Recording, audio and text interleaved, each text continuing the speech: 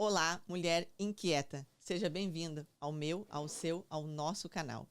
Juntas vamos explorar um universo de possibilidades, onde a inquietude é a nossa maior aliada. Meu nome é Fernanda Oliveira e aqui nós vamos ter conversas inspiradoras, insights valiosos e muito conteúdo. Hoje nós estamos com uma convidada mais do que especial, Ive Lozovei. Isso. Eu insisto em achar que é Lorenzi. Ive Lozovei. Ive, seja bem-vinda, é uma alegria te receber. Se apresenta um pouquinho para nós, para que as inquietas saibam quem é Ive. Bom, eu sou a Ive, pediatra, mãe de 2, mãe atípica. Também estou nessa função, nessa correria da maternidade, da mãe, da dona de casa, da médica. Então, acho que a gente tem bastante para conversar e bastante para agregar a outras mulheres e até a nós mesmas, né? Nesses bate-papos. E, Ive, eu acho que a gente já, né, na tua apresentação, a gente já começa com um assunto muito interessante, que tu ressaltou, né? Sou mãe atípica, né? Tu já deixou isso claro ali logo no início. E eu queria te perguntar, né, dentro da maternidade, quais foram os desafios que tu viveu ou que tu vive hoje? Hoje o meu maior desafio, eu acho que é o desafio da maioria das mulheres, que é o tempo, né? A gente tem que se dividir em milhares é mãe, é Uber, é médico, é, né, profissional, enfim, esposa, dona de casa. Então, o principal desafio que eu tenho hoje é o tempo, né? Como eu consigo flexibilizar melhor, ou como eu consigo organizar melhor o meu tempo, o meu dia, o meu horário para dar conta de todas as demandas, né, pessoais, profissionais e da maternidade. Ive, tu é uma pessoa, né, que eu tenho proximidade, né? Sim. Convivo, não convivo tanto, mas vejo, né, o teu correrio, né? É mãe, é empresária, é médica, é pediatra. Muitas vezes tu não cuida só da mãe, tu cuida do filho. Né? Não cuida só do filho, tu cuida da mãe. Sim. Né? E porque a pediatra é isso, né? Pediatra não é cuidar só do filho. O pediatra cuidar é o da médico. mãe que tá lá desesperada, fazendo um monte de pergunta, mandando um monte de WhatsApp. Exatamente. E então tu circula, né? Tu tem as áreas da tua vida muito ativa. É esposa, é filha, né? Esses dias eu vi nos teus stories que tu estava passeando em família. E nos conta, assim, como que tu faz na prática para dar conta de tudo isso? Porque tem muitas pessoas que, quando na teoria, elas acham que não tem como dar conta, né? E daí vem aquele desgaste, vem um desespero. Então, de uma pessoa que faz, que realiza, como que tu faz para dar conta disso tudo? Às vezes, Fê, a gente tem que delegar um pouco, né? Então, eu dou conta, mas eu delego, né? Então, a gente tem que organizar uma rotina que... existem alguns lugares que a gente não tem como não estar lá, né? Então, a gente precisa estar presente na vida dos nossos filhos, na vida dos nossos pacientes, na vida do nosso marido. Às vezes, alguma coisa vai sair do rumo, né? Vai sair do eixo. E faz parte, é faz normal. Parte, normal. O normal não é estar tudo redondinho. Exatamente. Né? Então... o que eu sempre digo é que quando a gente pode delegar, por exemplo, uma função de fazer um almoço, ou, enfim, uma função de limpar uma casa, ou, eventualmente, vai ficar sujo mesmo, porque a gente não vai dar conta. Então, às vezes, uma parte da nossa vida vai estar um pouquinho fora do eixo e tudo certo, Um pouquinho destapada, né? Um pouquinho destapada. Mas dar conta de tudo significa estar com sobrecarga mental. Então, a mãe sobrecarregada é uma mãe mais irritada, é uma mãe que lida menos com as questões do filho, ou a pediatra sobrecarregada também, às vezes, não consegue atender tão bem o seu paciente, né? Então, por isso que eu digo que, às vezes, a gente precisa delegar algumas funções, o que é, claro, possível, e o que não é possível, a gente precisa organizar conforme o nosso tempo. Então, nem sempre a gente consegue não estar, mas quando a gente consegue delegar, é melhor, né? Tu respondeu de uma forma muito parecida com a forma que eu respondo quando as pessoas me perguntam como que eu faço para dar conta de tudo. Primeiro que eu não dou conta de tudo. Não, eu dou conta daquilo que é prioridade para mim. Exatamente. E aí foi isso que tu ressaltou. É saber onde a gente precisa estar, né? Em que momento a gente precisa estar, o que a gente tem que delegar. E então essa dica, gente, é uma dica muito valiosa para quem observa a vida de outras pessoas, de mulheres realizadoras, de mulheres inquietas, e que tu acha que ela dá conta de tudo. Na verdade, ela não está dando conta de tudo. Ela tem prioridade, ela tem clareza e está dando conta daquilo que é prioridade para ela. Isso. Ive, nos conta uma coisa que eu tenho curiosidade. O fato de ser médica, pediatra, tu acha que isso te facilita ou te dificulta na tarefa de mãe?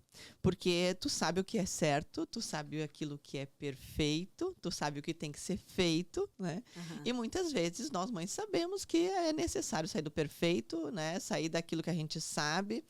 E como é que tu lida com isso, assim, entre a razão e a emoção, entre a medicina e a maternidade? O ideal nem sempre é o real, né? Então, isso foi uma coisa que no início me pegou muito na maternidade, porque a gente pensa que a teoria é muito linda, né? Só que na prática tu tem um bebê super demandante, um bebê que chora, às vezes, boa parte do dia, um bebê que mama o tempo inteiro, um bebê que, enfim, às vezes não ganha peso e tu tem que ir para uma fórmula, ou às vezes é um bebê que tu precisa dar colo o dia inteiro, porque é realmente um bebê que é mais demandante. Então, a gente diz que, é lindo dormir no berço, mas ok, às vezes a gente não consegue botar no berço. Então, eu tive que trabalhar muito isso em mim, né? No começo da minha maternidade. Porque eu sempre idealizei que seria tudo perfeito e que a gente conhece muito a teoria, mas na prática é totalmente diferente, né? E tu deve lidar com mães que não são médicas, mas que também tem o certinho, né? E eu te falo por mim, porque claro. assim, Matheus, quando tinha cólica, tinha que dar, eu não me lembro quantas gotas, vamos supor que eram 10 gotas, né, de uma medicação X.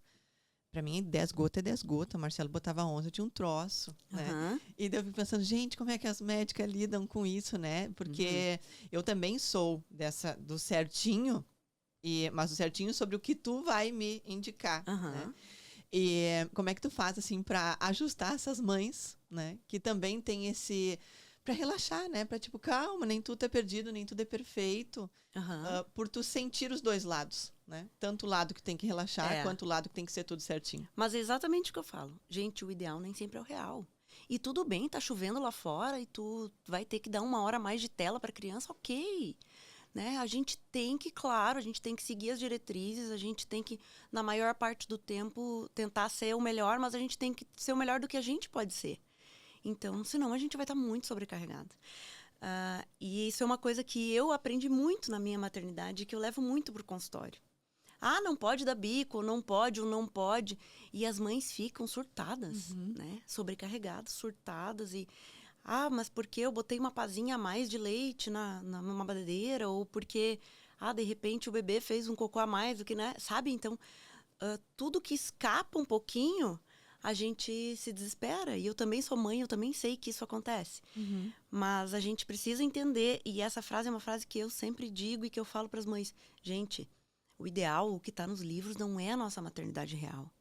E a gente tem que tentar sempre o nosso melhor. Mas nem todos os dias a gente vai conseguir fazer o ideal. Porque toda mãe, certeza, ela erra tentando acertar. Claro. É fato, né? Toda mãe erra tentando acertar. Isso é uma verdade, né? A gente faz o nosso melhor. Se vai ser o ideal ou se vai ser o melhor para o nosso filho, a gente não sabe, mas a gente tentou, né? Então, tu deu o melhor de si hoje, então tá feito. É isso que a gente precisa. Pode não ser muito, mas é o melhor que tu conseguiu dar naquele dia. Então, essa é a maternidade real, né? Porque é fato, né, também outra coisa que a gente vê muito e é uma realidade, nasce uma mãe, nasce uma culpa, né? Eu sou uma pessoa muito bem, te falo por mim, sou uma pessoa muito bem resolvida comigo, com meus erros. Quando eu me tornei mãe, e aquilo era uma novidade, errar com ele não era uma possibilidade para mim. Então, agora tu falou, uma pazinha mais de leite. Meu Deus, uma pazinha mais de leite. Tudo que envolve a maternidade envolve um pouco de extremidade, né? Porque a gente pode errar com tudo, mas não com eles. Exatamente.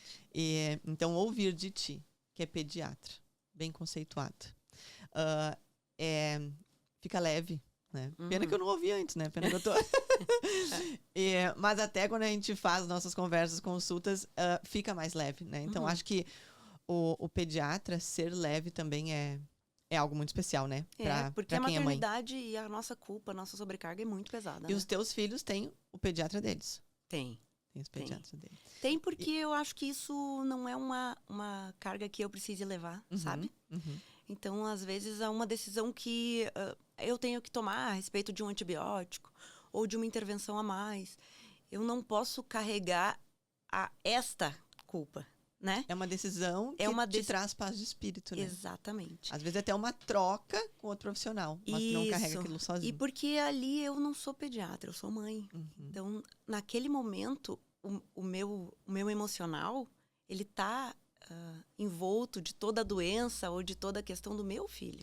E aí eu quero te fazer difícil tomar uma decisão. Uma outra colocação que é outra coisa que eu acho muito curioso, né? Como é que vocês lidam entre a ciência e as tuas crenças e o teu coração? Por quê? Porque uma amiga minha, quando ela ganhou nenê, ela disse, qual é o conselho, né, que tu tem para me dar? E aconselhar uma mãe é uma coisa muito difícil, porque as crianças são diferentes, as famílias são diferentes, né? Tem as nossas particularidades, tem a nossa criação. E aí eu disse para ela, escuta sempre o teu coração. E porque eu tive diversas situações onde o meu coração, ele tinha razão, né? E então eu levei aquilo para mim, né? Entre todas as decisões, eu vou deixar que meu coração decida, porque coração de mãe sabe. E depois que a gente é mãe, a gente começa a entender até o coração da nossa mãe, né? Que coração de mãe sabe. Como que tu faz para lidar entre a ciência e o teu coração? Qual que ele pesa mais? Entre as crenças, sabe aquelas crenças limitantes que a gente tem? Ou coisas que a avó traz? E como que tu lida com isso entre a ciência e as tuas emoções? Olha, eu acho que hoje eu sou uma pessoa muito racional, né? Apesar de, às vezes, eu ser mais emocional com as crianças, com os meus filhos, hoje eu sou uma pessoa muito racional. Então, eu sou meio preto no branco. Eu não tenho muito essa coisa de ter crenças e coisas anteriores. Meu pai também era dentista, a gente veio de uma família que não tinha muitas questões de crenças ou de superstições. Já vinha muito sobre a ciência. Já vinha muito sobre a ciência, exatamente. Então, eu sempre fui muito racional com os meus filhos. Mas existiram certos momentos em que eu tive intuições e que eu sempre disse, não, peraí, aqui não tá legal. Principalmente com o meu mais velho, assim. Não, peraí, aqui eu preciso procurar outro profissional, isso não tá certo, essa terapia não tá rolando. Existe alguma coisa que tá escapando um pouco ali, então eu preciso procurar outra pessoa. Aqui não tá certo. Então, isso aconteceu comigo, principalmente na investigação do meu filho mais velho, né? Porque eu levava na minha pediatra, que é a nossa pediatra até hoje, e são consultas curtas, a gente acaba não conseguindo dar conta, às vezes, nem de falar tudo que acontece, ou todos os sintomas. Então, sempre estava tudo bem, sabe? Mas não, alguma Mas coisa o teu coração sabia não que tá legal, sabe? E quando nasceu o meu segundo filho, aí falando um pouco o Heitor tem um diagnóstico que ainda não está bem fechado, que é o meu filho mais velho, mas ele transita entre TDAH, né, que é um autismo que é uma situação que já está fechada, com altas habilidades e um autismo nível 1 de suporte. Então, quando a gente começou a investigar o Heitor, algumas questões vieram à tona mais fortes quando nasceu o meu segundo filho. Porque aí eu vi, opa, esse bebê é um bebê saudável. Esse bebê é um bebê cognitivamente, neurologicamente tinha uma referência muito diferente próxima, né? daquele. Porque eu era pediatra, mas eu nunca tinha sido mãe. Então, eu não passei por aquela situação com o meu segundo filho, como eu passei com o primeiro. Então, eu percebi, quando o segundo nasceu, o meu primeiro já tinha 2 anos e meio. E eu falei, opa, tem alguma coisa diferente. Porque o meu segundo filho, ele é muito diferente do primeiro. Ele dorme, ele mama, ele sorri, ele tem uma questão de desenvolvimento de fala diferente do outro. Então, alguma coisa... Aí me acendeu o alerta. Apesar de a ciência dizer o contrário, eu fui atrás do meu coração. Então, nesse momento, o meu coração, minha emoção falou mais do que a razão. E ele estava certo. E ele estava certo. O coração estava certo. Ivy, de todas as tuas vivências da maternidade, né? Tu exerceu um pouco da pediatria sem ser mãe? Ou tipo assim, o que tu trouxe da maternidade para dentro da pediatria, para dentro do teu consultório, que antes, quando tu não tinha filhos, era uma percepção diferente, assim, tu via de uma forma diferente? A empatia. A pediatra que é mãe, ela é totalmente diferente da pediatra que não é. E isso Eu ficou já vivi essa muito claro para experiência. mim. Muito claro para mim. Porque quando a gente não é mãe, a gente não entende o que a outra mãe tá passando. Até assim, com os pedidos de encaixe, por exemplo, né? Ai, o meu filho tá muito doente, tá mal, não tá legal. Bom, se não tinha, aquele dia não tinha como, eu não tinha como. Hoje, assim, eu tenho que me policiar, porque além de ser muito workaholic, eu amo trabalhar, eu preciso encaixar todo mundo. Porque eu sei o que aquela mãe tá passando, com aquele filho doente em casa. Então, a pediatra que não é mãe, ou enfim, desculpem os pediatras homens, mas É diferente. é diferente. É diferente. Tu viveu aquilo, tu sabe o que é, tu entende o que é uma mãe angustiada sem dormir do lado de um filho. Sabe? Então, isso mudou muito a minha percepção da pediatria. Tu sabe que eu tenho essa percepção também, né? Meu filho já teve pediatra que não era mãe antes de a gente se mudar. E era diferente. O retorno demorava. Tudo demorava, né? E quando a pediatra, ela né? E a Ive é pediatra do meu filho, é rápido. E não foi... Nós nos aproximamos depois, né? Sim. Mas já era assim, quando ainda não havia essa aproximação. Então, eu concordo totalmente que faz muita diferença e sei por mim. Por quê? Porque dentro da odontologia, que é outra área que eu atuo, quando fazia atendimento para criança, eu tinha uma empatia. A criança tem que fazer, porque tem que fazer, porque eu sou preto no branco também, né? O exame é para melhorar a criança, é para ajudar, então tem que ser necessário, tem que ser feito. Hoje, ainda se segue essa linha, mas com uma empatia diferente, né? Com um sentimento diferente. Flexibiliza, então, tu viver faz a experiência para que tu possa exteriorizar aquela experiência, né? A gente passa de uma forma diferente. Com certeza, com certeza. E, Ive, eu gostaria que tu falasse assim um pouquinho de uma forma aberta, né, sobre para as mães atípicas, né, que carregam essa inquietude no coração. Eu tenho amigas, né, que têm filhos atípicos e às vezes eu quero dar uma palavra para elas, eu quero ajudar, né, eu quero confortar. Mas é difícil, o que nós estávamos falando, falar sobre aquilo que a gente não vive, às vezes. Então, eu gostaria que tu também trouxesse, né, uma calma para o coração delas, como mãe atípica, que foi algo que tu sinalizou ali logo no início, para que elas entendam que é um processo, um presente, né, que elas foram escolhidas para viver. E a forma que tu lida com isso, né, e é muito tranquilo, mostrou desde a primeira pergunta, que tu trouxesse um pouquinho isso para elas, assim, para as mães atípicas. Eu sempre digo que os filhos não são um diagnóstico, né? O teu filho é o teu filho e todo o universo que ele vive ou que ele se apresenta. Então, a gente não pode levar uma criança por um diagnóstico. E cada criança tem o seu déficit, cada criança tem a sua necessidade de trabalhar em uma área da vida, como os adultos também têm. Então, todo mundo tem lugares da vida em que a gente é melhor e que a gente precisa trabalhar um pouco mais. E a criança atípica também é assim. Então, teu filho não é um diagnóstico. Teu filho não precisa de terapia X, terapia Y, terapia W. Teu filho precisa tratar os déficits dele. Então, isso é uma coisa que eu sempre falo para as mães, quando as mães vêm, mas eu quero um diagnóstico. Gente, a sede pelo diagnóstico, ela tá legal. É importante a gente fechar para alguma coisa, mas a gente não precisa correr.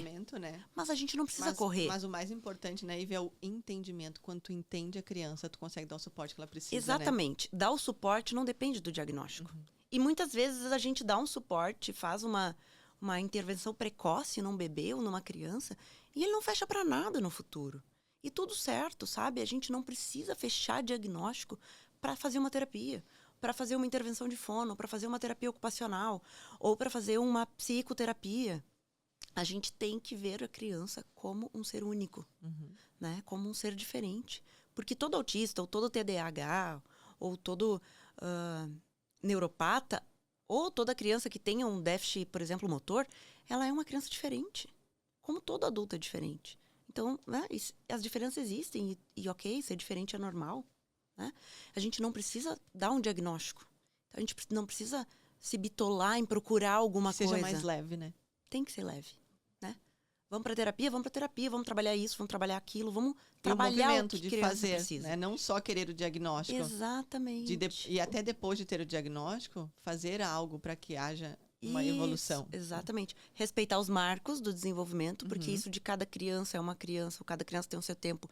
Isso não é verdade. Do ponto de vista neurológico, a gente tem um marco do desenvolvimento e a gente tem que alcançar aquele marco, né?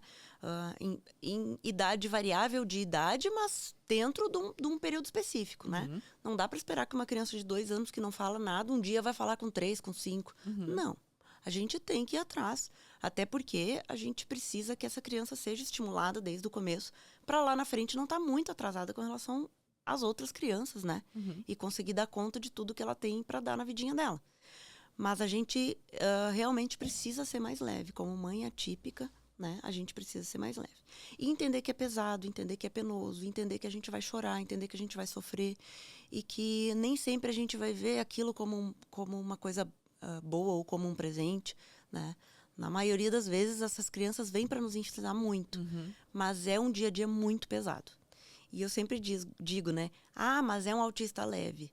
Né? E isso é uma frase que a gente vê muito. Leve para quem? Uhum. Né? Porque para os pais Porque não no é teu leve. dia a dia. Para ele não é leve. Então, é leve para e- quem está de fora, né? Olhando como a criança interage. Mas para a gente não é leve. Para a mãe atípica, é uma rotina pesada. É uma criança que demanda muito cuidado. Então, é pesado. E Apesar de ser leve. eu quis te trazer essa pergunta porque tu trouxe, né, ali logo no início. Outro motivo é porque eu te acompanho na rede social. Sim. E aí na rede social eu vejo que tu também coloca isso, né? Uhum. E porque é necessário ser falado, Sim. né? É necessário as pessoas saber que existem com outras pessoas, porque tem aquela sensação de que tudo é comigo. É. E isso acontece em qualquer coisa da nossa vida. Uhum. Então tu imagina o peso que isso tem, né? Quando uma mãe é escolhida por Deus para ter um filho atípico. A sensação dela é que, porque eu, né? Então, que a gente traga isso com mais leveza. E eu vejo que tu traz com muita leveza. Eu acompanhei uma viagem de vocês, que ele queria uma rede para era uma...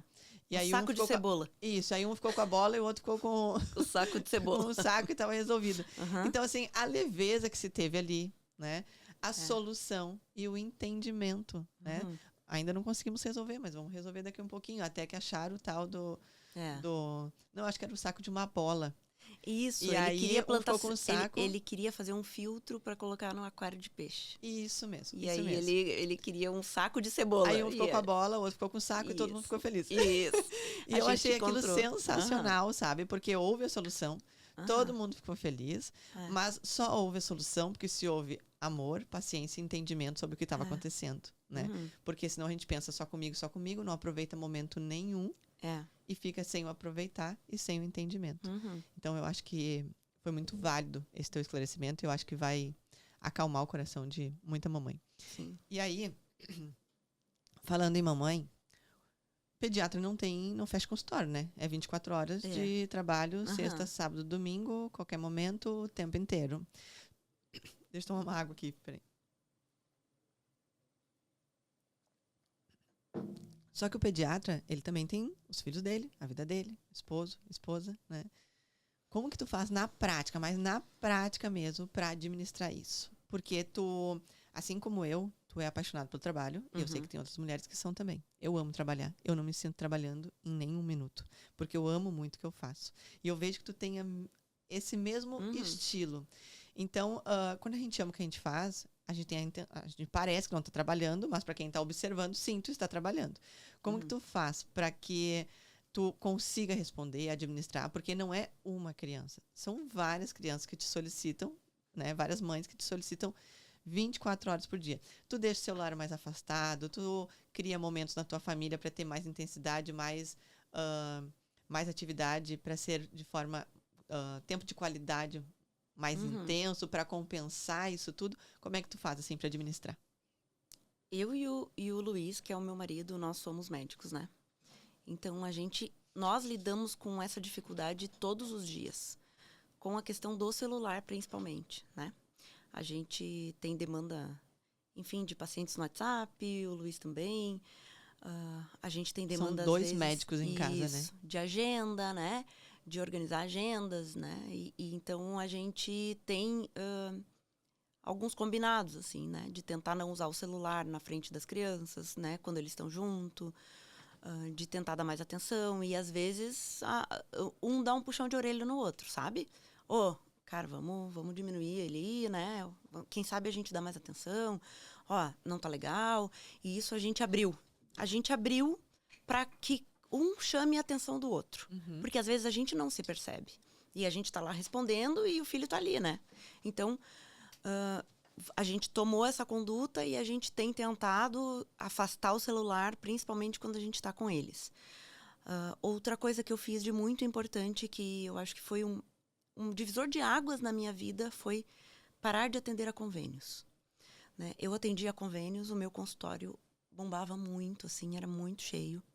E eu tinha muita dificuldade, porque eu já era mãe, eu tinha dificuldade em dizer não para os meus pacientes. Por exemplo, para dizer não para os encaixes. E eu lutava, porque a agenda do convênio ela é muito grande. Então, eu precisava atender aos pacientes, atender os WhatsApp, que eu chegava em casa já não tinha mais fim. E aí eu tinha que lidar com as crianças também. E depois que eu tive a questão da tipicidade, do diagnóstico do Heitor, a gente precisou também ir para as terapias. Então, além de mãe dona de casa, ali eu teria que ser Uber de filho para terapia, né? Médica, e então eu acabei tendo que optar por alguma área da minha vida. Então, o que eu fiz? Eu priorizei os meus pacientes, né? Aqueles que já eram meus, seguiram comigo, né? Os pequenininhos ali, desde... E eu acabei fazendo do meu consultório um consultório que eu sempre sonhei em fazer. Que são consultas de 40 minutos a 1 hora, em que eu olho a criança como um todo, toda a sua integralidade. Eu cuido da família e eu atendo também pelo WhatsApp. Então, eu consigo dar atenção melhor para os meus pacientes, para as famílias dos meus pacientes e também para os meus filhos. Né? Foi uma maneira que eu consegui de enxugar um pouco para conseguir dar conta da minha rotina. Né? E isso fez com que tu tivesse mais qualidade dentro de casa também. Exatamente. E aí fica uma dica, gente. Né? A Ivy falou que a gente abriu espaço para poder falar um para o outro de que, olha, tá demais no celular.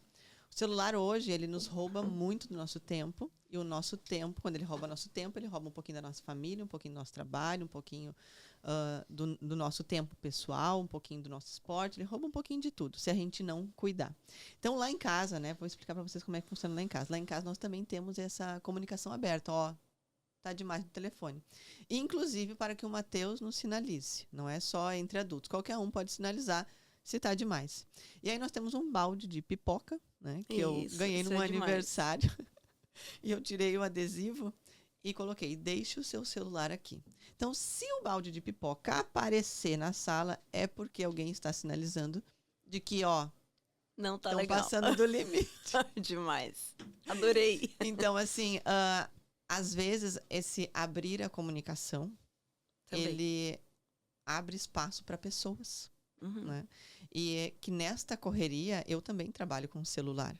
Então, a gente esquece, a gente se distrai. E até, às vezes, quando tu tá ali relaxando no momento, fazendo nada, tu tá de novo com o celular na mão. E quem está te olhando, o que tu está sinalizando sem comunicar, é de que isso que eu tenho na minha mão tem mais valor do que tu. Exatamente. Né? Então, deixar esta porta aberta para que a gente possa ser sinalizada quando está passando do limite de qualquer coisa, isso é amor. Né? Isso, então, que diálogo, a gente não entenda como crítica, que a gente entenda como amor, porque exatamente isso vai abrir espaço que nós estamos pedindo. Né? Às vezes a gente fala assim, eu queria ter mais tempo. Queria ter mais tempo para quê? Para minha família. Aí o tempo abre, tu consegue, ajusta, né? Que nem tu ajustou a agenda. Daí tu tá no celular. Mas daí tu tá usando aquele tempo com outra coisa. Né? Então fica a dica aí do baldinho de pipoca. Adorei a dica. Ivy, agora falando sobre a inquietude, né? Estamos aqui no podcast das inquietas. Tu é uma mulher inquieta, né? Aquela que faz um pouco de tudo. Em que momento tu acha assim, que a inquietude ela influencia na tua vida, em qualquer área, tá? Que tu sente que tu é uma mulher inquieta, que tu precise, né, ser mais inquieta nessa área. Onde é que tu acha que a inquietude ela circula na tua vida? Em tudo. Eu sou sempre aquela coisa dinâmica, aquela coisa de correr e de ir atrás e de buscar e de estar sempre querendo ler mais, querendo me aperfeiçoar mais, querendo estudar mais da medicina, da pediatria, né, do diagnóstico. Então, em tudo, assim, eu acho que além da questão financeira, que também, assim, eu estou sempre buscando o melhor, né, ou buscando ter um atendimento de excelência. Então, Em todas as áreas, tu sente um pouco da tua inquietude. Que eu sou mais inquieta. E tu sente que essa inquietude te impulsiona? Com certeza, com certeza. Na questão do trabalho e da maternidade, com certeza. Talvez eu devesse buscar mais o autocuidado, né? O cuidado enfim, praticar um esporte, a coisa do corpo. Nós já conversamos sobre isso, nós vamos resolver. Porque realmente, assim, né? Às vezes falta a gente... E isso é uma coisa da mãe, né? Uhum. O tempo que a gente tem livre, a gente quer cuidar deles, a gente quer ficar com eles. Mas se cuidar também é estar cuidando do outro. Então, isso também é importante, né? A gente lembrar que, bom, autocuidado, malhar, ou fazer uma academia, isso também é cuidar do outro, né? E o pediatra, no inverno, é muito demandado. Faz mais ou menos uns 2 meses que eu tô tendo muita dificuldade em fazer um exercício em ser pra prioridade. Academia e me priorizar por causa de todas as questões respiratórias do inverno. E isso também vem um pouco... bate um pouco de frente com aquela questão de eu ter muita dificuldade de falar não, né? Então, isso também é uma coisa que eu também preciso trabalhar, né? Às vezes, colocar um limite para que eu também consiga me cuidar. Isso é uma coisa que eu bato muito na tecla, assim, de que quando a gente quer, para que a gente seja uma boa mãe, a gente precisa ser uma boa mulher. Exato. Porque se tu não é uma boa mulher, como é que tu vai educar uma criança com princípios e valores se tu não sabe quais são os teus princípios e valores? Então, o melhor presente que a gente pode dar para um filho é nunca se esquecer como mulher. E esse não é só... Aqui nós estamos, né, focada mais nessa parte de filhos, mas isso serve para qualquer área da vida, né? E outra coisa uma coisa que eu bato muito também é tu não vai ser completa tu não vai ser completa na vida de ninguém enquanto tu for metade na tua. Exatamente. Então, o quanto é importante, né, a gente ter estrutura emocional para que a gente tenha estrutura para se tornar segurança e referência na vida dos nossos filhos. Ive, já estamos chegando ao final do nosso podcast. Tá maravilhoso. Dá vontade de continuar. Depois a gente faz um episódio número 2. Ótimo. Vou adorar vir aqui de novo. Eu gostaria que tu desse um recado, né, para todas as mamães. E um recado, assim, de... Tu junta o teu lado mãe, pediatra, e dá um recadinho para todas essas mamães inquietas, de qualquer área da tua vida. Primeiro confie no teu coração. A Fê já tinha falado e a gente precisa confiar na nossa intuição, na nossa maternidade. É muito lindo, né? Tudo que a teoria nos diz, mas assim, na prática é diferente. Cada criança é diferente, cada mãe é diferente. Então, a gente sabe onde o nosso calo aperta, né? Às vezes a gente não tá feliz, a gente não tá satisfeito e a gente tem que buscar. Então, tem que buscar um diagnóstico, tem que buscar, enfim, mais tempo para os filhos, tem que buscar mais tempo para si, para o autocuidado. Essa coisa de se cuidar para cuidar do outro é extremamente importante. Então, acho que é, primeiro, confiar na tua intuição. E segundo, não pensar que a vida vai ser perfeita, porque a vida não é, né? A gente está sempre... buscando um caminho melhor, indo atrás, percorrendo novos horizontes, procurando novos horizontes, buscando coisas diferentes e melhores para os nossos filhos, para a nossa família, para a nossa profissão. Então, acho que é isso. A gente precisa entender que o real nem sempre é o ideal. E tá tudo bem. né? E entender também que a busca, ela é necessária. Mas é necessário que a gente Exatamente. faça a busca pelos outros, mas que a gente não esqueça de De nós buscar mesmos. os nossos recursos Exato. necessários para que a gente seja melhor na vida dos outros. Isso. Então, Ivy, eu quero te agradecer, né, por Muito tu ter obrigada. organizado a tua agenda, que eu sei que é uma agenda corrida. Gostaria que tu deixasse aqui o teu @ para que as pessoas possam te seguir. Dá o telefone do teu consultório. Para quem quer uma pediatra maravilhosa, é a Ivy. Então, coloca aqui, dá o teu @, o contato do teu consultório. E quero agradecer a tua organização, que eu sei que não é fácil, a tua agenda, para estar aqui, dividindo a tua experiência, o teu conhecimento com tantas mulheres inquietas. O meu @ é @doutora Ivy Pediatra, né? YVE, Ivy. E eu atendo na Clínica Mais Saúde, em Ivoti, 3563-6506. Então, se vocês quiserem, ali pelo Insta também já dá para marcar. Né? A gente pode conversar até pelo WhatsApp ali e organizar a agenda. Vocês vão ser super bem acolhidos. E mesmo que tu já tenha a tua pediatra, dentro do Instagram da Ivy, ela dá muita dica legal. Ela mostra muito da vivência dela. Então, não é só sobre se tornar paciente, né? É aprender com o conteúdo que ela tem, com as experiências que ela coloca. E eu tenho certeza que a rede social dela vai agregar muito valor para cada uma de vocês. Obrigada. Então, muito obrigada. Encerramos aqui esse podcast que foi maravilhoso. Se ainda não te inscreveu, se inscreve para não perder os próximos episódios. E vamos rumo ao episódio 3.